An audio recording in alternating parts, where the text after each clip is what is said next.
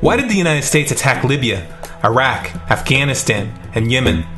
Why are U.S. operatives helping to destabilize Syria? And why is the United States government so intent on taking down Iran, in spite of the fact that Iran has not attacked any country since 1798? And what's next? What are we headed for? When you look at the current trajectory that we're on, it doesn't make any sense at all if you evaluate it based on what we're taught in school.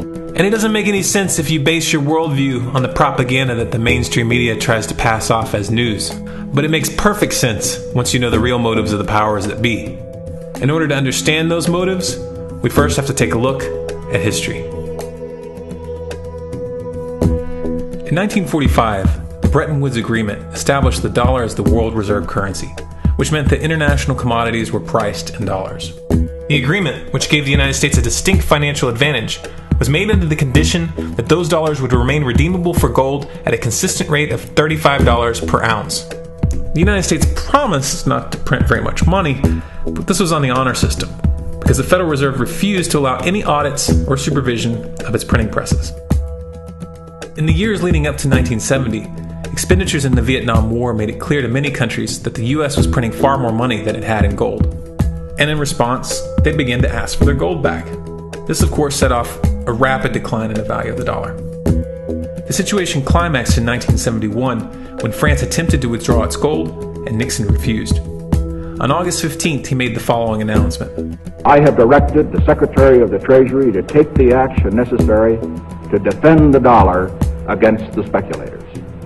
I have directed Secretary Connally to suspend temporarily the convertibility of the dollar into gold or other reserve assets, except in amounts and conditions determined to be in the interest of monetary stability and in the best interest of the United States. This was obviously not a temporary suspension, as he claimed, but rather a permanent default. And for the rest of the world who had entrusted the United States with their gold, it was outright theft. In 1973, President Nixon asked King Faisal of Saudi Arabia to accept only U.S. dollars as payment for oil and to invest any excess profits in U.S. Treasury bonds, notes, and bills. In return, Nixon offered military protection for Saudi oil fields. The same offer was extended to each of the world's key oil-producing countries, and by 1975, every member of OPEC had agreed to only sell their oil in U.S. dollars. The act of moving the dollar off of gold and tying it to foreign oil instantly forced every oil-importing country in the world to start maintaining a constant supply of Federal Reserve paper. And in order to get that paper, they would have to send real physical goods to America. This was the birth of the petrodollar. Paper went out, everything America needed came in, and the United States got very, very rich as a result. It was the largest financial con in recorded history.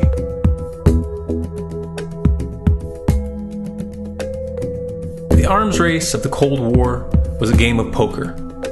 Military expenditures were the chips, and the U.S. had an endless supply of chips. With the petrodollar under its belt, it was able to raise the stakes higher and higher, outspending every other country on the planet, until eventually U.S. military expenditures surpassed that of all other nations in the world combined. The Soviet Union never had a chance. The collapse of the communist bloc in 1991 removed the last counterbalance to American military might. The United States was now an undisputed superpower with no rival. Many hoped that this would mark the beginning of a new era of peace and stability. Unfortunately, there were those in high places who had other ideas. Within that same year, the U.S. invaded Iraq in the First Gulf War. And after crushing the Iraqi military and destroying their infrastructure, including water purification plants and hospitals, crippling sanctions were imposed which prevented that infrastructure from being rebuilt. These sanctions, which were initiated by Bush Sr. and sustained throughout the entire Clinton administration, lasted for over a decade and were estimated to have killed over 500,000 children. The Clinton administration was fully aware of these figures. We have heard that 500,000 children have died. I mean, that's more children than died in Hiroshima. And you know, is the price worth it? I think this is a very hard choice, but we think the price is worth it. Miss Albright, what exactly was it that was worth killing 500,000 kids for? In In November of 2000, Iraq began selling its oil exclusively in euros.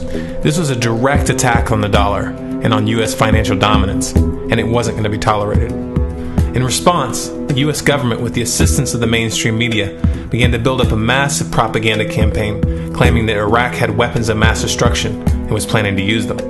In 2003, the U.S. invaded, and once they had control of the country, oil sales were immediately switched back to dollars. This is particularly notable due to the fact that switching back to the dollar meant a 15 to 20% loss in revenue due to the euro's higher value. It doesn't make any sense at all unless you take the petrodollar into account. So I came back to see him a few weeks later, and by that time we were bombing in Afghanistan. I said, "Are we still going to war with Iraq?" And he said, "Oh, it's worse than that." He reached over on his desk, he picked up a piece of paper, he said, I just got this down from upstairs, meaning the Secretary of Defense's office today, and he said, this is a memo that describes how we're going to take out 7 countries in 5 years, starting with Iraq, and then Syria, Lebanon, Libya, Somalia, Sudan, and finishing off Iran. Let's take a look at the events of the past decade and see if you see a pattern. In Libya, Gaddafi was in the process of organizing a bloc of African countries to create a gold-based currency called the dinar, which they intended to use to replace the dollar in that region. US and NATO forces helped destabilize and topple the Libyan government in 2011, and after taking control of the region, US armed rebels executed Gaddafi in cold blood and immediately set up the Libyan Central Bank. Iran has been actively campaigning to pull oil sales off of the dollar for some time now, and it has recently secured agreements to begin trading its oil in exchange for gold. In response, the US government, with mainstream media assistance, has been attempting to build international support for military strikes on the pretext of preventing Iran from building a nuclear weapon. In the meantime, they established sanctions which US officials openly admit are aimed at causing a collapse of the Iranian economy. Syria is Iran's closest ally, and they are bound by mutual defense agreements. The country is currently in the process of being destabilized with covert assistance from NATO, and though Russia and China have warned the United States not to get involved, the White House has made statements within the past month indicating that they are considering military intervention. It should be clear that military intervention in Syria and Iran isn't being considered.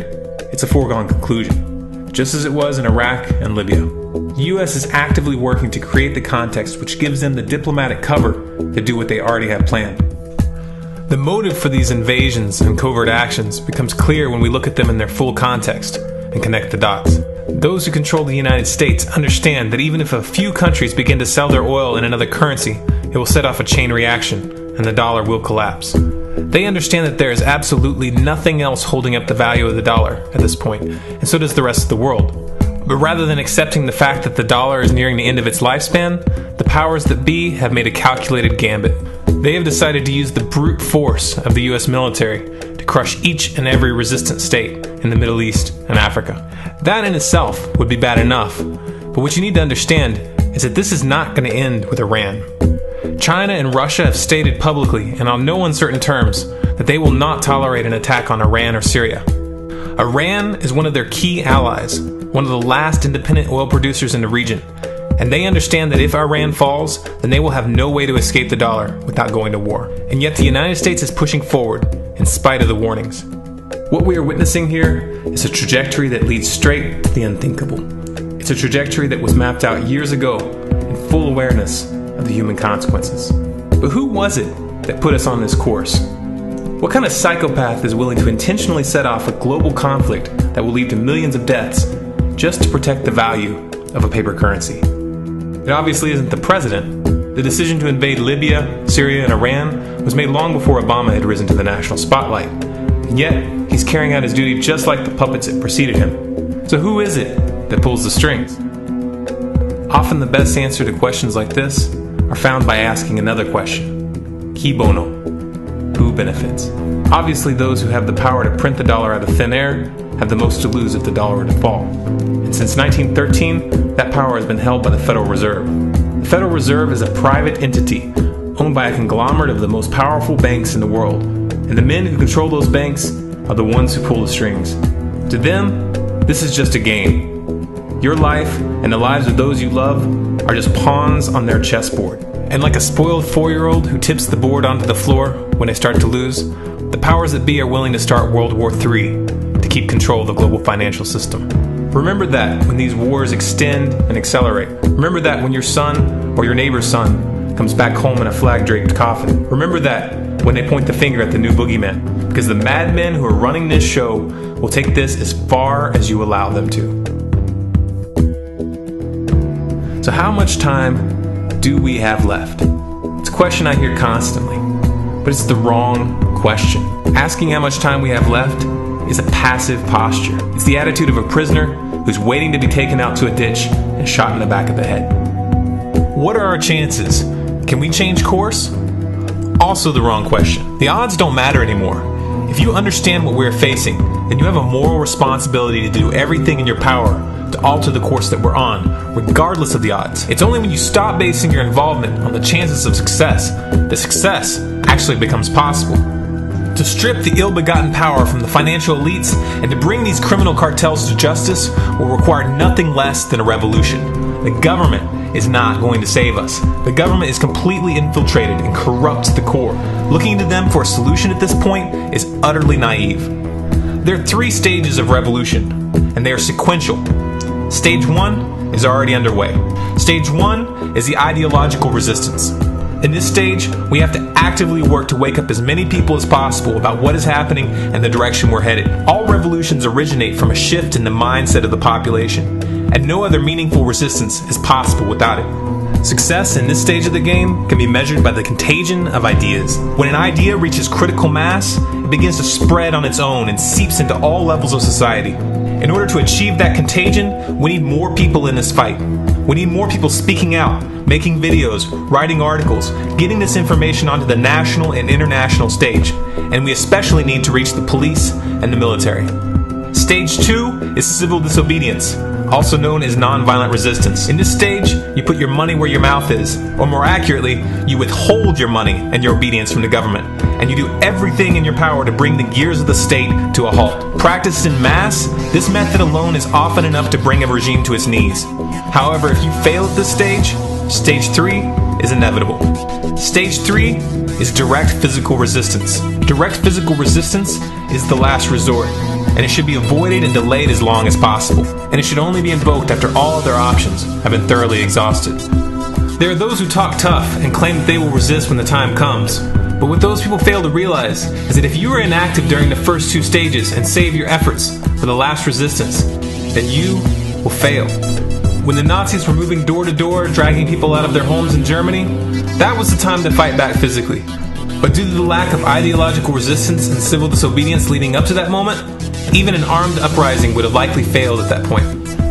An armed uprising can only succeed if the people have established an attitude of active resistance. And active resistance is only possible after their minds have broken free from the mainstream propaganda. If you want to fight back, it's now or never. You're not going to get another chance, and the stakes are far higher than they were in Nazi Germany.